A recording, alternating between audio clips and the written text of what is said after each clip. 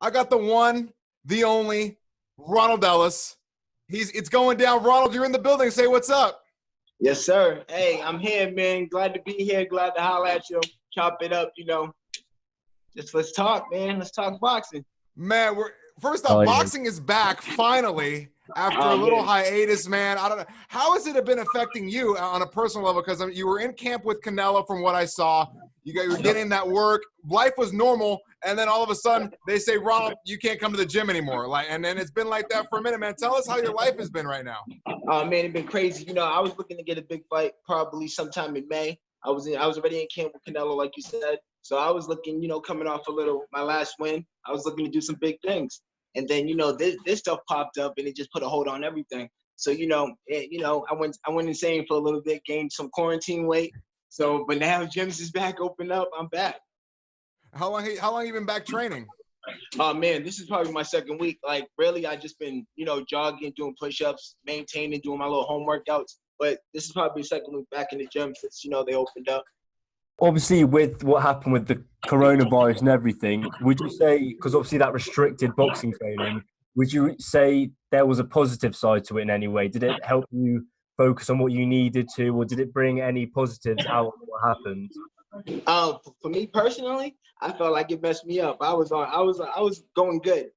Camp was going great, so I felt like I was getting there. So, to start back over, it sucks.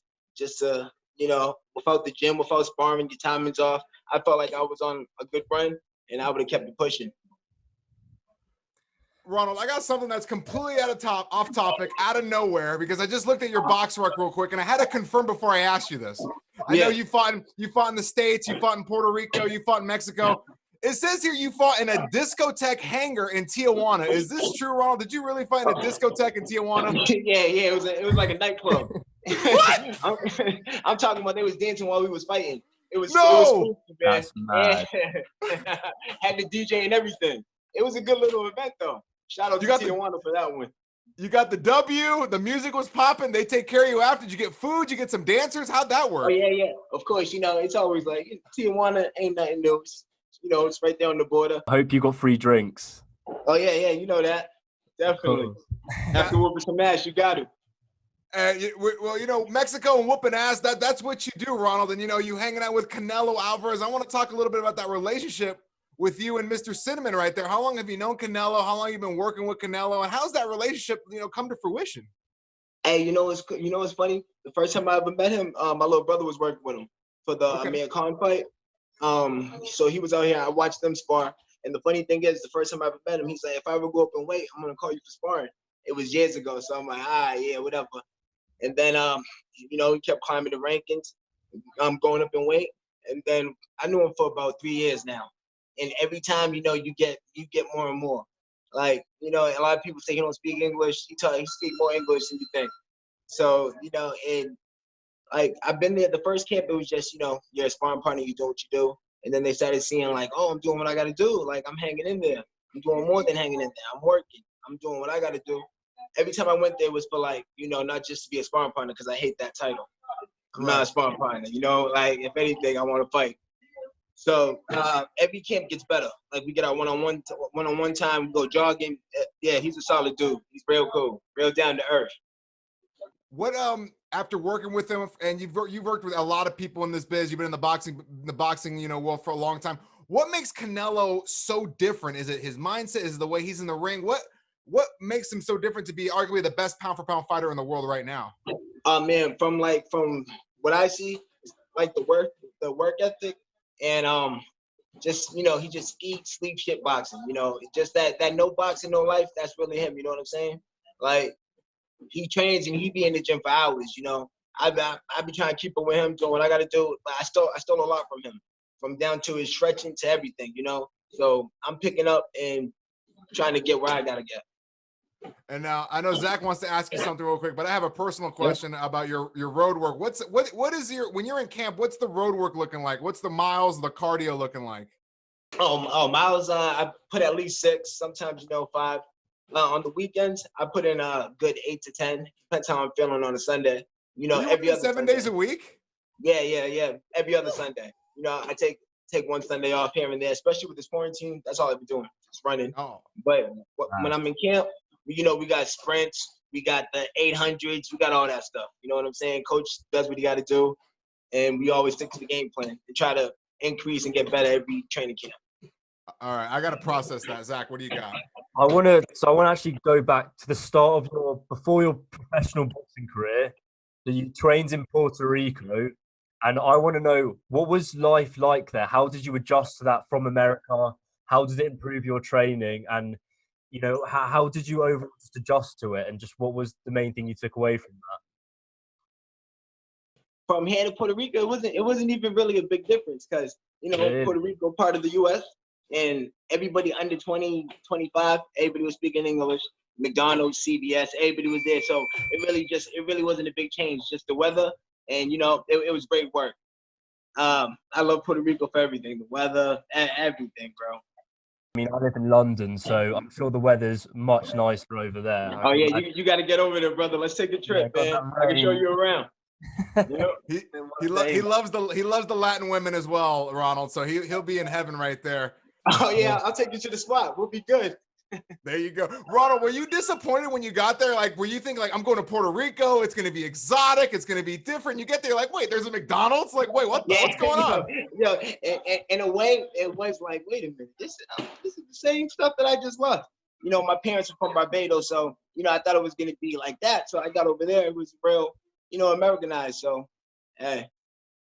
And I've got another quick question to ask back on Puerto Rico. So I saw that's where you did most of your training before you became a pro, and you did some sparring with Daniel Santos, I think it was.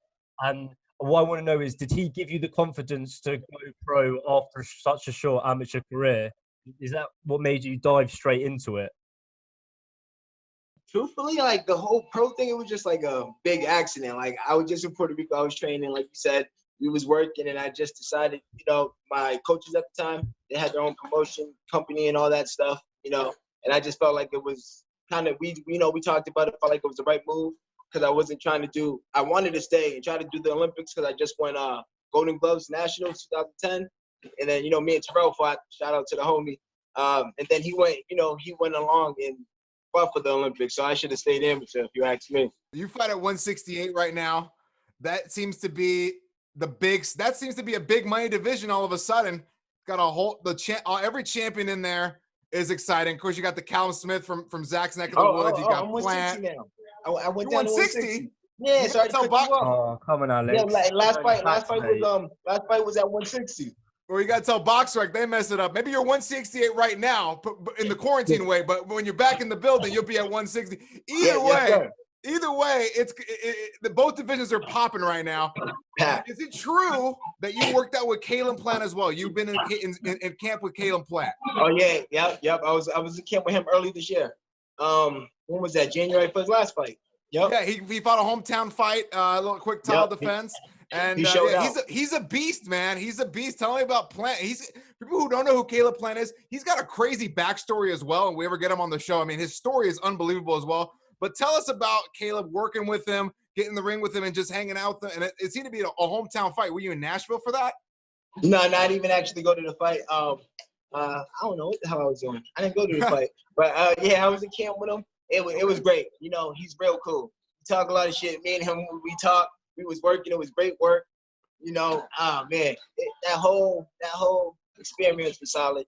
You always learn something from every camp and every champion. He's a champion. Paid his dues, and what else can I say? I'm just waiting for my turn. I was doing my research, as you do for this, and I found that during your injury, you actually worked as an electrician, if I'm right, for your dad. And I'm currently doing like labouring, at work, and I've done, done some electrical work, and I want to know, what was your thought process during that? Did you think boxing career was all over, or how did you get through that? No, actually, I went to school. Like, I went to high school for electrical. My dad's a master electrician, so I went to a trade school for electrical. So when I got out, I was like, why not? When I work with my dad, so it was cool. But that whole 9-to-5 scene, I'd rather go to the gym and grind. It's harder, but it pays off better. I know how you feel. I've just come off a 7:30 to 6:30 shift, So it's painful, man. I'm sorry for that. No, it's all good. So, I found that and I was like, I've just done some electrical work. I've got to ask him about it, because it's such a big transition from boxing. And, did you think, though, whilst you were taking that course, is this it? Am I just going to be an electrician? Am I ever going to be a boxer? How did you approach it? Truthfully, I was like, I can't wait to, I just wanted to box. Like, I just did that to get money on the side, you know what I'm saying? Before I went pro, it was like, my dad had his electrician company, so I just ran with it. And, it wasn't too hard, so. Yeah, respect to that. I mean, hard work, man. I gotta know what the family secret is to the good chins, because you and your brother, you guys have some chins to steal. You guys don't get hurt, you don't get knocked down. You guys just keep coming forward to fight. What's the secret? Is it the Barbados food? Get it from Pops, man. My little sister too. She's the Olympian for this year. Actually, they pushed it back to next year. But my little brother's here actually. He came up here to California. He's training with me right now. Nice. Does he have a upcoming fight, or is he coming out? Because I know he's been fighting. I think he got something in the works for July. I'm not too sure. But he'll be ready. We stay ready, like you said. Yeah, gotta stay ready, even in quarantine. Ronald, who are you training with right now before you get back in the ring? Who's your head coach right now? My head coach is Kirby Shabalaba. He used to fight for main events back in the day. Yeah. Yeah, so I'm working with him. I was with him when I first moved out here. So, we just got back together. I got about 5 fights with him. We 5-0, and we're just going to keep running it up. See that, man, there you go. You found the chemistry, and once you got the mojo. And what is the most important thing you look for in a trainer? Is it trust? Is it skill? Is it experience? What do you look for? Like, what made you realize that this is the one? This is the relationship I want? Yeah, because I've been with a gang of trainers, not saying nothing about any of them. All the trainers I've been with, they're all great. But it was just like, the connection. Like, you got to trust the guy behind you. You got to worry about the guy behind you more than the guy in front of you. You do your stuff in the gym. You prepare for the guy in front of you. You got to trust that. You got to trust your coach. And, that's where we put. Because we've been through the same stuff. He got 20+ fights, so he's been there. Just shifting on back to Canelo, I want to know, I mean, the potential fight it didn't fall through, him against Billy Joe Saunders. I mean, how would you think, looking at both of them now, how would you think that plays out if they were to fight tomorrow? If they was to fight tomorrow, I think, Billy, he's real slick, but I think Canelo just got too much pressure, and he's too athletic for him, You can look back when he fought, what's that guy's name, the Canadian? What the hell's his name? Yeah, David Lemieux, he was a pressure fighter, but he was just too stiff. I felt like Canelo got too much movement, and he said, he'll wear him down. I mean, obviously, I'm coming from England, near where he brings up. I'm a big Billy Joe Saunders fan. I wanted that fight to happen. Me and Alex have been arguing over it non-stop. So, I mean, it was good to hear your opinion. What you think? You got Billy? Yeah, of course. I've got back my country. I know that. I seen it in your eyes when I was saying it. You was looking at me like, oh shit. Back my countrymen. I mean, I really want to see that fight happen for me personally. I mean, I've been keeping up with his career, and I think, especially him with the trash talk, generate that fight hype. I'll be excited to see it, but yeah, I mean, hopefully for the future, and then we can get you back on when Canelo gets beat by him, and we can... Oh Jesus! I understand Billy Joe is slick, but Canelo is just another monster right now. He's a different beast. He's so filled into 168. I mean, him against anybody, against Plant, against Benavidez, against Callum Smith, I think it's just all phenomenal fights. If he wants to go up in 75 and face Berto B, every one of those guys, I think that's a great fight too. And there's also there's also the option at 160 for Canelo to go back to where he was and finish his thing with Triple G. But now that he sees that Ronald Ellis is in the building at 160, he may just have to leave way for you. And is Rashidi at 54 or is he at 60 as well? Rashidi's at 47 actually. Oh my God! You guys are getting in super shape. I'm gonna get on that cardio routine because you guys are getting down in weight. Do you feel a difference? Like you fought at 60, 68, different weight classes. Is it just how your body feels? Do you feel lighter? Do you feel better at a different weight? Like what? Is it just your body adjusting to your age or your growth? They always say it's harder to make weight when you get older, but my diet always sucked. So I just really bit down on my diet, And the last fight was supposed to come in at 160, and you know I was on the B side, so my opponent was 3 pounds heavier. So they said they moved it to 164. So I waited, you know, I rehydrated because I was 161. I could have shed that pound. I rehydrated to 63, weighed in at 63, but I was the bigger guy for once. You know what I'm saying? Yeah. Because when I'm at 68, I go to the ring 75, and it's like, damn, you know, I don't gain that much. So they said, yo, kill yourself a little bit, you know, grind a little bit harder, you'll be the bigger guy. And I feel great. And I think I'm going to be there for a little bit. So when you fight at 60, what do you walk in at the next night? The next night, probably 70, 71, 72. Okay. That's what I was last fight. I weighed in 72. I just wanted to know, talking about, because you sparred both Canelo and Kovalev, and I believe you sparred Kovalev before training with Canelo. And I want to know, obviously, when they fought, do you think you were a big factor in Canelo's camp for when preparing for Kovalev? You know, as you've sparred with both of them before. Nah, it's not like I went to camp telling secrets and stuff. You know what I'm saying? Like they already, you know, Chepo and Eddie. They, you know, they're real smart. They already had a game plan going in. And the funny thing is, I was training at Buddy's gym. You know what I'm saying? When I'm over here, I was training at Buddy's. So when I went to camp, on the weekends I go over here and see Buddy while he was training Kovalev. But you know, it is what it is. It's boxing, baby. I knew that. I felt like I knew that was gonna happen. It was a great fight. And it played out how I thought it would. I mean, obviously you fought in a discotheque in Tijuana, but you also fought at the Barclays Center, and you've also fought at the Home Depot.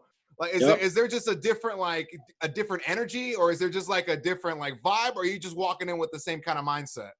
It's really tunnel vision. You get in there, it's a ring. You know what I'm saying? We could fight in the backyard. We could fight next to your bed. It's fighting. But I get what you're saying. The atmosphere is lovely. You know, when you get that real, you know, the crowd and all that. And that's another thing with the whole boxing without the crowd. Yeah. Oh, yeah. I can work with that. A lot of people can. See, I was wondering about that because some guys they're like, oh, I need to fight in front of a crowd, or it's like I need that boost of energy. But then there's guys like you who are like, look, you can put me anywhere. Skills pay the bills. Hey, and you know what it is? Sometimes you get those gym fighters, you know, then those ones that fight in the gym that, you know, they're crowd shy or whatever. They go. Right. A lot of people's gonna be in trouble. That's